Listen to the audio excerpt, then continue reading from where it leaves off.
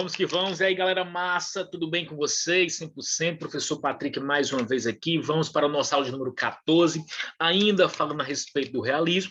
Na aula de hoje eu vou estar detalhando a respeito de dois escritores muito lembrados no Enem, Exame Nacional do Ensino Médio, Joaquim Maria Machado de Assis e Raul Pompeia, beleza? Compartilha o nosso material, lembrando que esse material aqui você tem acesso, material disponível aí na coordenação, material que você pode revisar quantas vezes você quiser, ok? Compartilhando nosso material aqui, apresentação de slides, e lá vamos nós, a respeito do realismo. Joaquim Maria Machado de Assis, o nosso principal representante, né, da nossa literatura, ele que vai se destacar tanto no romantismo como no realismo, e Raul Pompeia. Vem aqui comigo, ó.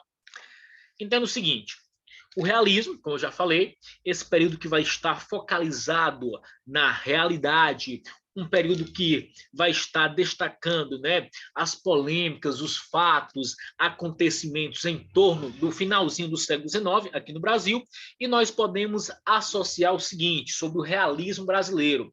O realismo brasileiro, mais especificamente, será influenciado também pelas diversas mudanças sociais ocorridas no século XIX, repercutindo na maneira com que a sociedade é retratada na literatura brasileira.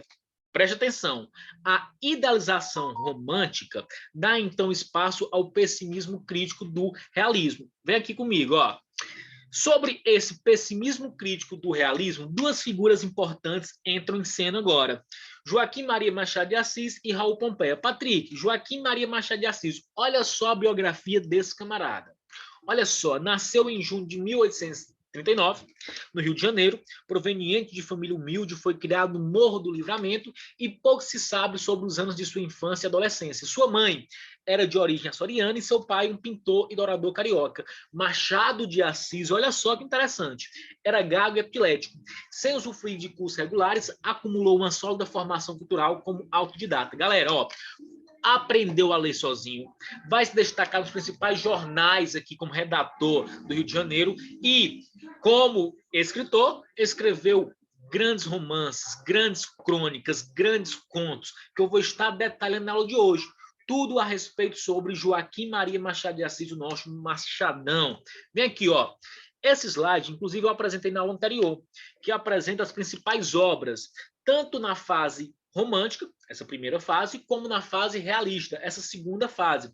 A primeira fase aí, os 4 romances aí vão estar esmiuçando esse aspecto em torno do ambiente familiar, que é a ressurreição, a mão e a luva, Helena e a Garcia, e a segunda fase, a fase realista, vai estar detalhando 5 obras cruciais, tendo 3 como as mais importantes, as 3 primeiras aí, ó. Memórias por de Brás Cubas, Quincas por Dom Casmurro. Esaú, Jacó e Memorial de Ares são obras assim mais esquecidas pelos leitores. Como eu já falei, as mais admiradas são as 3 primeiras aí da fase realista. Professor, em relação ao romantismo e realismo, Machado de Assis vai se destacar em que vertente? Na vertente realista, ou seja, na análise psicológica, na concepção impessoal. Machado de Assis vai estar escrevendo sempre em torno dos problemas sociais em torno da sociedade brasileira do finalzinho do século XIX. Vem aqui comigo.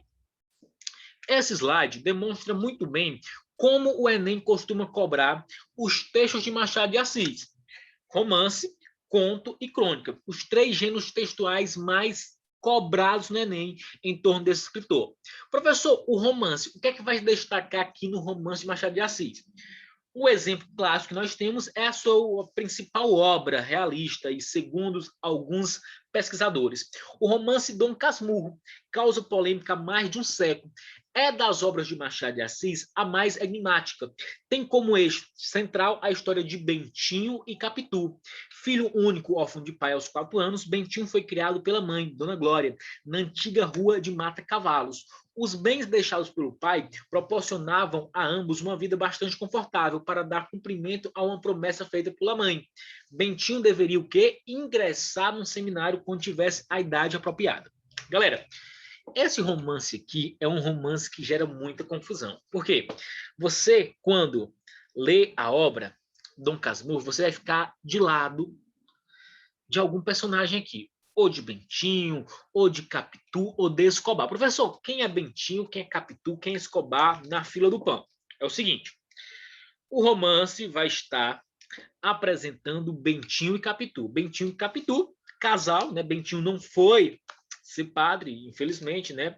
Conheceu Capitu, teve um romance lindo com ela e um filho. Só que Bentinho, quando ele ingressou no seminário, ele conheceu um camarada, um amigo, o Escobar.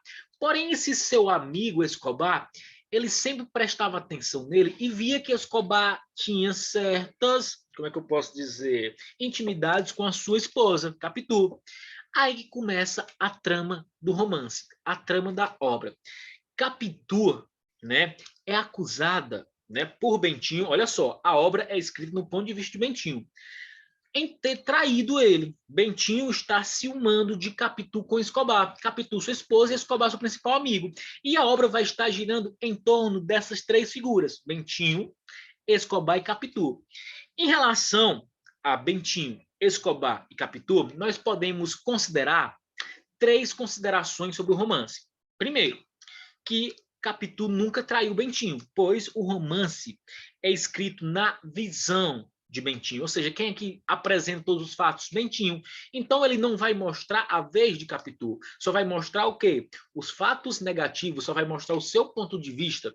Segunda concepção, que Capitu traiu Bentinho, pois, se você analisar o seguinte aspecto, o filho de Bentinho Capitu, quem escolhe o nome é Capitu, e adivinha o nome que ela coloca na criança? Escobar. Como assim, professor? Escobar, o nome do amigo que Bentinho tinha ciúmes, exatamente. Por esse argumento, você já pode matar a charada e falar: realmente houve traição. Não tinha condições ela colocar o nome do filho de Escobar. Como assim?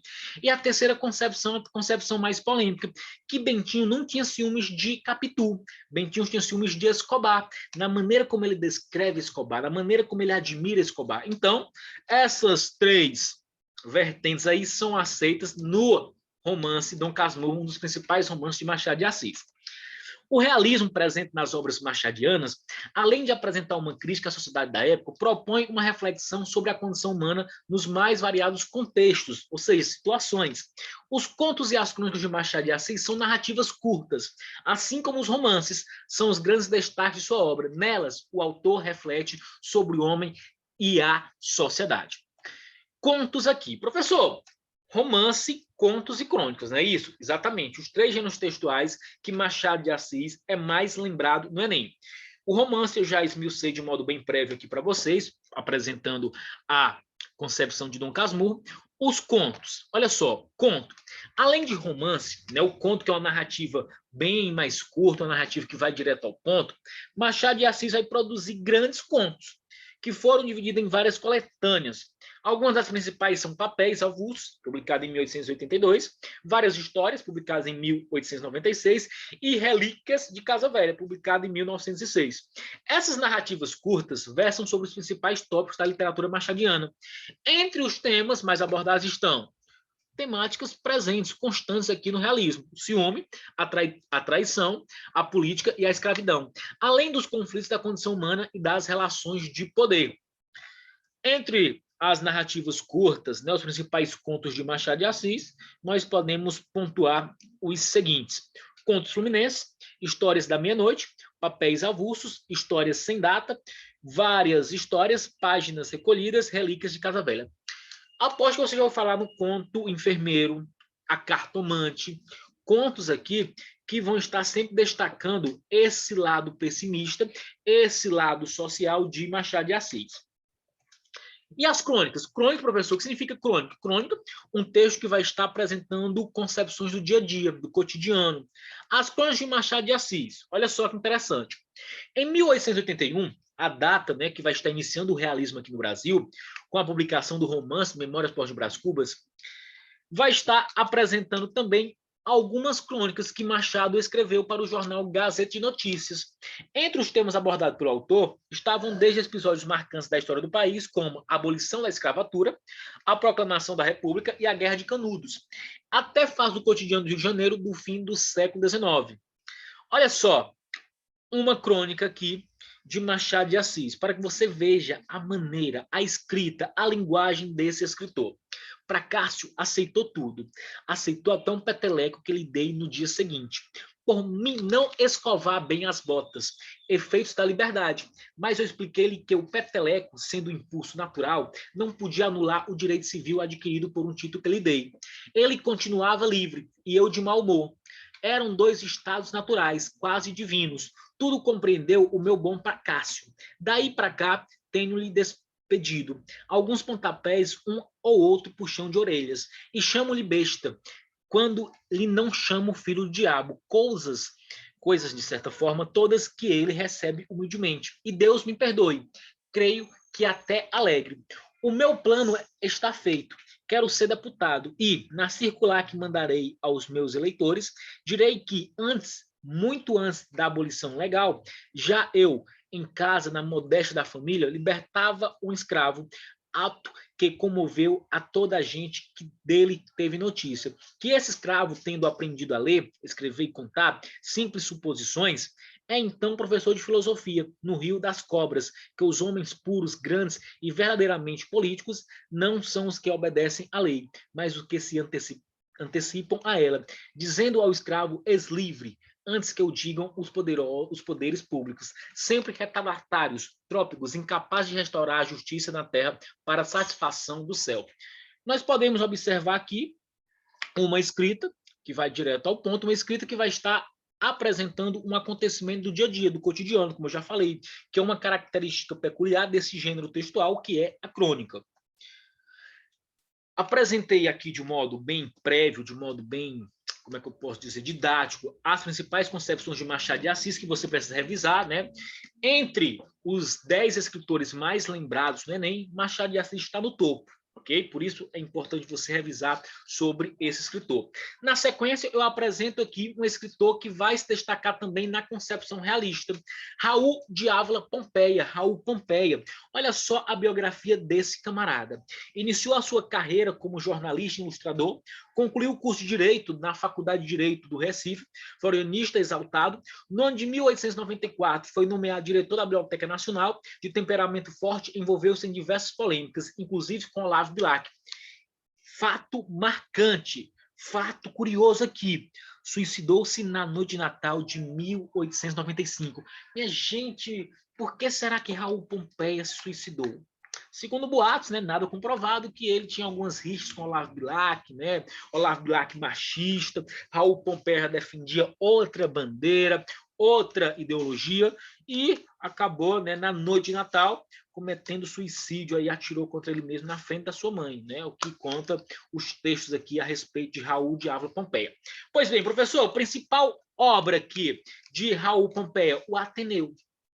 O Ateneu, olha só, história marcante, o Ateneu. Fragmento aqui, apresentando de maneira prévia esse romance que já foi muito cobrado como leitura obrigatória em diversos vestibulares, vestibulares da Unicamp, vestibulares da FUVEST. Em O Ateneu, Sérgio, que é o protagonista aqui, narra sua entrada, narrado em primeira pessoa, narra sua entrada no colégio, suas experiências frustrantes, seus dramas e suas inquietações.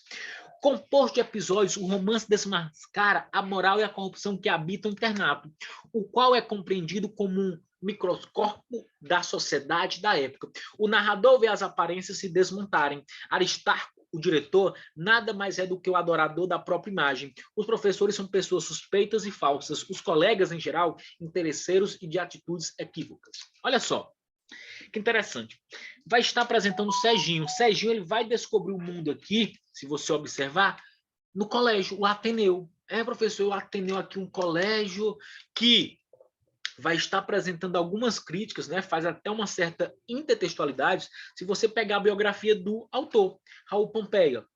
Segundo boatos, né, segundo documentos científicos, Raul Pompeia ele descreve o Ateneu aqui com base em outros colégios muito importantes nesse cenário brasileiro, o Colégio Pedro II, entendeu? E ele vai estar demonstrando aqui, se é uma obra realista, que a corrupção está também na escola, que no Ateneu o diretor ele não está preocupado em educar, ele está preocupado em apenas lucrar.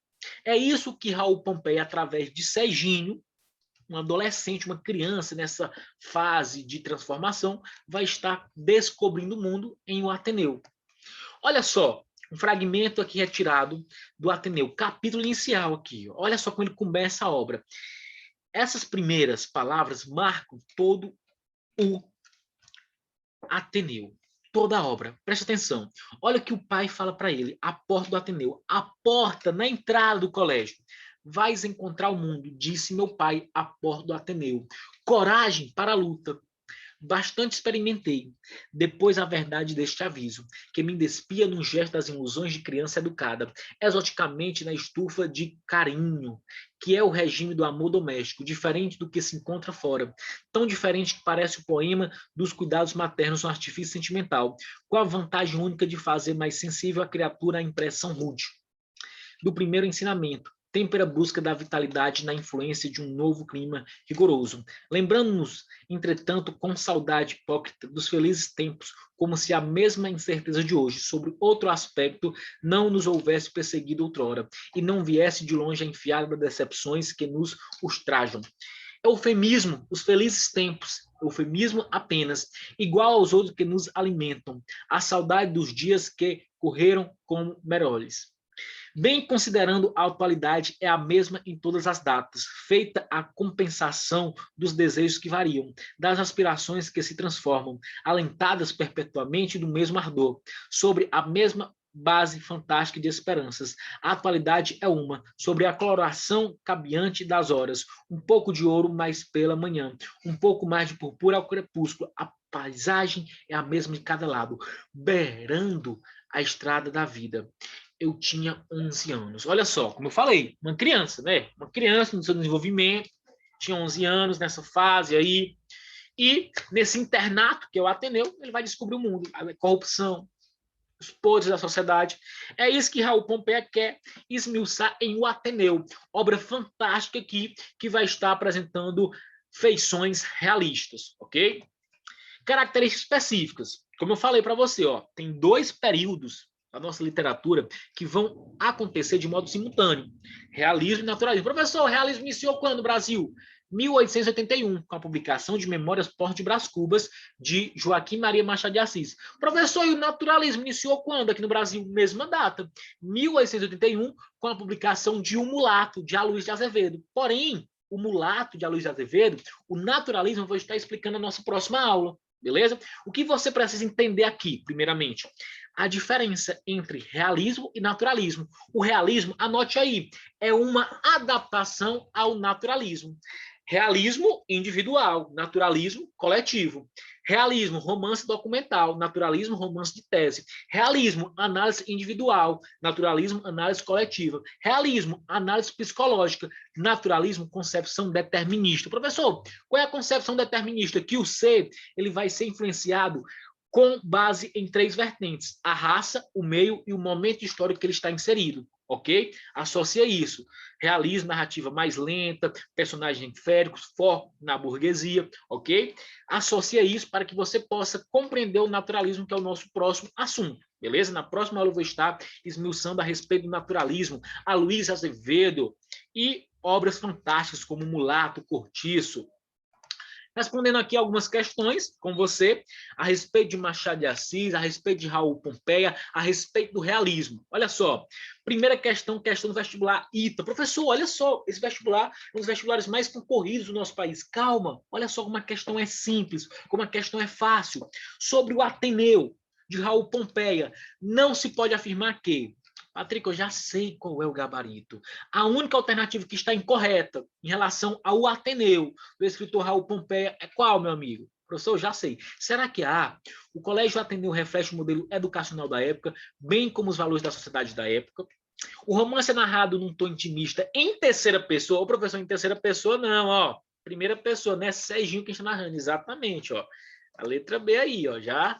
Acertou. A narrativa expressa um tom de ironia e ressentimento. As pessoas são descritas muitas vezes de forma caricatural. São comuns comparações entre pessoas e animais. De boa. A única alternativa incorreta que não se pode afirmar sobre a obra Ateneu é que não é narrado em terceira pessoa, em si em primeira pessoa, ok? Segunda concepção aqui, ó. Segunda questãozinha, questão de boa, questão tranquila, favorável, ó. Das características abaixo, assinale a que não pertence ao realismo. Professor, aqui não pertence ao realismo. Realismo aconteceu quando, meu amigo, aqui no Brasil? 1881, finalzinho do século XIX. Professor, e o realismo? Preocupação crítica? Exatamente. Visão materialista da realidade? Exatamente. ênfase nos problemas morais e sociais? Exatamente. Determinismo na atuação das personagens? Exatamente. O que eu não posso associar sobre o realismo é valorização da igreja. Pelo contrário, ele vai o quê? Ele vai criticar a igreja. Lembra da nossa aulinha de número 13? A aula passada, eu falei o seguinte para você, quando eu estava explicando o realismo na Europa. Lá em Portugal, essa de Queiroz vai se destacar com duas obras, o Primo Basílio e o Crime do Padre Amaro. Ou seja, professor, no realismo aqui não vai valorizar a igreja, vai o quê? Criticar a igreja, mostrar que até na igreja tem o quê? Pecados. Até na igreja tem o quê? Elementos negativos. Beleza? Então, a letra D é o gabarito aqui não pertence à concepção realista. E finalizando aqui, ó, olha só a terceira questão. O Ateneu traz sob subtítulo a expressão Crônica de Saudades e foi publicado pela primeira vez no Rio de Janeiro na mesma década em que, professor, se o Ateneu é uma obra realista, ela foi publicada em que concepção? Em que época? Foi na mesma década de quê? Da mesma década do romance Memórias Póstumas de Brás Cubas. Por que, professor, Memórias Póstumas de Brás Cubas? Memórias Póstumas de Brás Cubas é o romance que vai estar inaugurando o realismo aqui no Brasil, ok? Professor, por que não é a letra A? A letra A, se você observar Suspiros Poéticos e Saudades, foi publicada em 1836 por Gonçalves de Magalhães, Concepção Romântica. Euclides da Cunha, como afirma a letra C, publicou Sertões, 1902. Os Sertões pertencem ao pré-modernismo, ainda nós vamos estudar. A Semana da Arte Moderna vai estar realizando em 1922 aqui, ok? Que é o início do modernismo brasileiro, conforme afirma D. E a letra E vai estar destacando Grande Sertão Veredas, de Guimarães Rosa, somente lá na terceira fase do modernismo brasileiro, somente depois de 1945. Ou seja, Patrick, o Ateneu aqui está baseado, ele foi apresentado pela primeira vez no Rio de Janeiro, na mesma década em que Machado de Assis, Joaquim Maria Machado de Assis, publicou Memórias Póstumas de Brás Cubas, né, no ano de 1881. Gabarito da questão, letra B de Bacon, ok? Galerinha, então é isso, ó, esse material você já tem disponível, você já pode revisar a nossa aula de número 14 aqui sobre o realismo, onde eu expliquei a respeito de dois escritores, Joaquim Maria Machado de Assis e Raul Pompeia, e é isso. Desejo uma semana repleta de estudos para vocês. Qualquer dúvida, qualquer indagação é só me procurar aí no grupo do WhatsApp e até a nossa próxima aula. Valeu, valeu. Fiquem com Deus.